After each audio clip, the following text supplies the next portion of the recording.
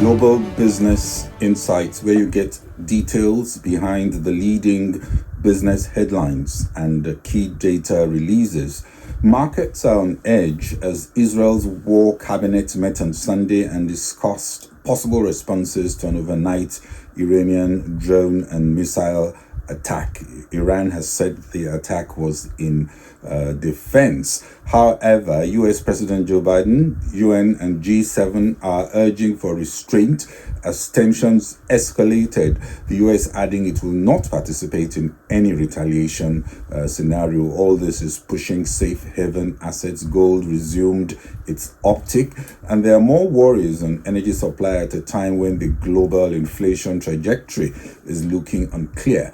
The possibility of closure of the Strait of Hormuz could lead to a spike in oil prices to over $100. German airline group Lufthansa on Sunday announced suspending flights in the region as it evaluates the security situation in the Middle East. Brent crude is over $90 a barrel, though slightly down in early morning trade. Later, we'll see how the prices of oil evolve, even as many expect an uptick, at least a lot of volatility. Today, the Nigerian Bureau of Statistics releases its March CPI, that's inflation report. We'll look at what to expect. Also on data out today, US Census Bureau's report expects March retail sales to increase 0.4% month over month after a 0.6% gain in February. And more earnings, corporate earnings releases from the US. Goldman Sachs will report just before the bell, followed by Bank of America. That's the opening bell. Johnson & Johnson will report. Morgan Stanley, United Airlines. That will be on Tuesday, while Netflix and Taiwan Semiconductor Manufacturing will also report on Thursday. The World Bank IMF spring meetings kick off in earnest today. There is a forum on building tomorrow's workforce, education and Africa's demographic dividend. We hope to discuss that if we can, and we will get the latest update on the world economic outlook. That's tomorrow at about 9 EDT, and we'll touch on Apple's food shipments slowing down globally.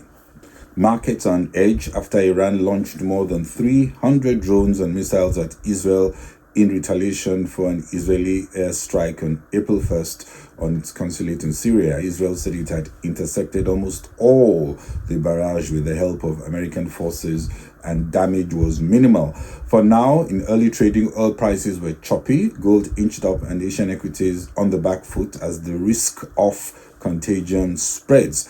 But one can expect a lot of volatility in oil prices to go up as risk premium climbs. Risk aversion could be creeping back, though the global oil market is taking the geopolitical developments in its stride, perhaps because the Iranian messaging suggests no further action is expected, with for now no actual disruption to physical crude supplies, and both G7 UN agreed to use all channels of influence on Israel not to retaliate.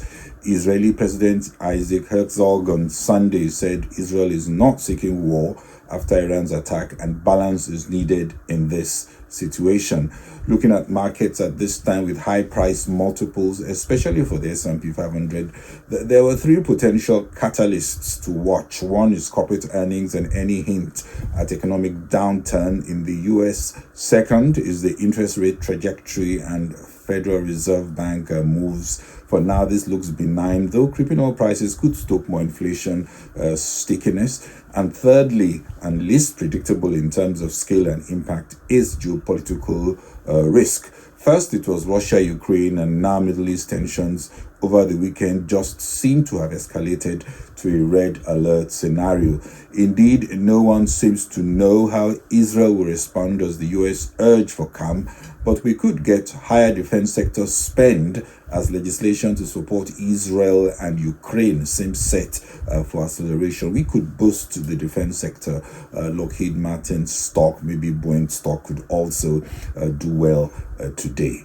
Many called for diplomatic and economic consequences for Iran. We could also have geoeconomic impact as sanctions are rolled out against Iran's main source for its military spend, and that is oil. Germany's Chancellor Olaf Scholz is in China to strengthen economic ties with his country's largest trading partner, and will maybe likely use the trip to also try and get China on board in condemning the Iranian attack. We'll see more on how markets respond as the day progresses and any fresh signals coming from Israel.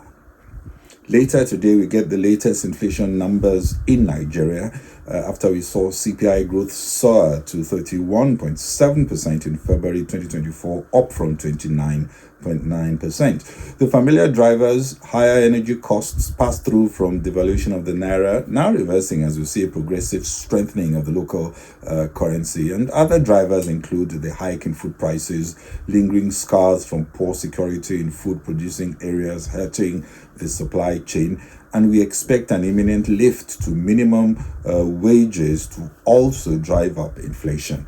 Analysts saw inflation remaining high in the short term, but later to decline to under 24% in the second half as energy prices stabilize, also as the Dangote refinery relieves tensions in prices of oil products, and as some of the food insecurity challenges abate.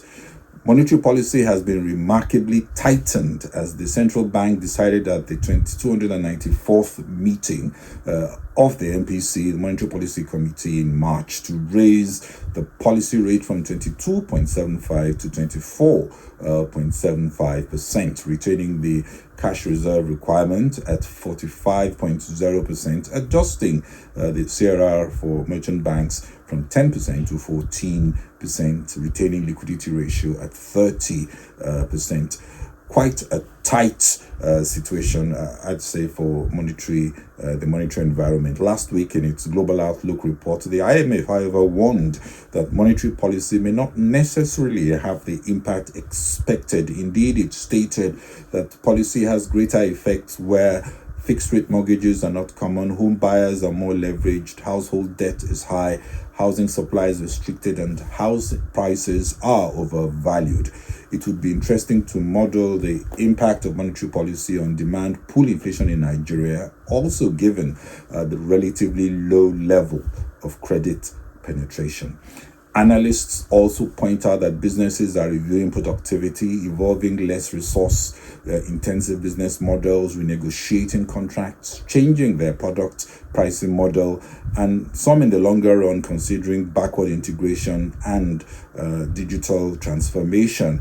Appetite to buy has been severely eroded as prices are jacked up, and more than a few major consumer products operations, after revising prices upwards repeatedly, are exiting the market rather than ride the rough waves as it becomes tougher to compete with a more FX-dependent business model. Players like Unilever, GSK's Nigeria affiliate, PZ, MTN, Bayer, Sanofi, Procter & Gamble are executing major adjustments to their in-country models, some just exiting.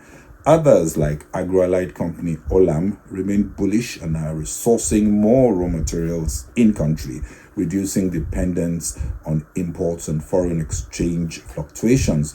Inflation is expected to come in higher in March, between 32.4 and 32.7. Food inflation is where the focus should be, where production remains low relative to demand. Food inflation, remember, was 37.9%. That was in February. And the Minister of Finance, in a recent presentation, said the government has implemented a number of emergency interventions to address production challenges across the country, releasing more commodities and pushing direct intervention in production and deploying fiscal tools to significantly improve harvest, increasing the supply of grain and other inputs, addressing post-harvest losses, creating jobs, and increasing exports of farm produce. Under its inflation targeting scheme, the Central Bank of Nigeria has set 21.4% by the end of the year. Already, the significant gains from strengthening of the naira should affect inflation expectations and reduce pressures on price growth.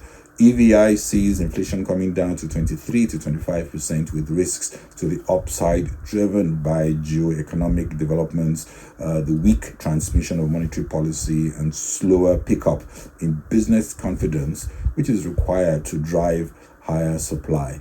Meanwhile, high inflation continues to weigh on economic growth. US Steel shareholders on Friday did give the nod to the proposed $14.9 billion acquisition by Japan's Nippon Steel, electing to cash in on the deal. This takes the merger one step closer to completion, even as political opposition to the deal mounts. Over 98% of the votes were in favor of the deal, under which Nippon will pay $55 per share, an amount that's quite a significant premium at the time of the deal. But since then, US Steel shares have gone down. They were about $41 on Friday, below Nippon Steel's offer, which reflects the thinking that the deal will struggle to secure regulatory approval. Japanese Prime Minister was in the US last week, had talks with Biden, though it's not clear if the Nippon issue was discussed. The deal, if it flies, will close in the second or third quarter of the year. And today, in a recent report from the International Data Corporation, Apple's global iPhone shipments declined 9.6% in the first quarter of 2024 compared to the same period in 2023. Those smartphone sales as a whole went up 8%. Korea's Samsung has overtaken Apple as the leading global smartphone supplier in Q1 of 2024. Apple also seeing a slump in iPhone sales in China, where a state crackdown on the use of its devices by government employees is hurting sales, and competition from cheaper phones like Xiaomi and Huawei also taking market share. And in closing, like we said, Asia Pacific market slipped, now looking somewhat mixed as traders weighed the impact of Iran's drone attack on Israel over the weekend. Nikkei 225 down 0.88%. Hong Kong's Hang Seng down 0.79%. Chinese indices, Shanghai Composite and the Shenzhen Composite up 1.19% and 1.6% respectively. The South Korean Kospi also down 0.49%. Well, that's it from me on Global Business Insights. This is Bode or Shosami. Please share, kindly follow on Facebook and LinkedIn, subscribe on YouTube and X. Thank you very much for watching and following. Bye-bye.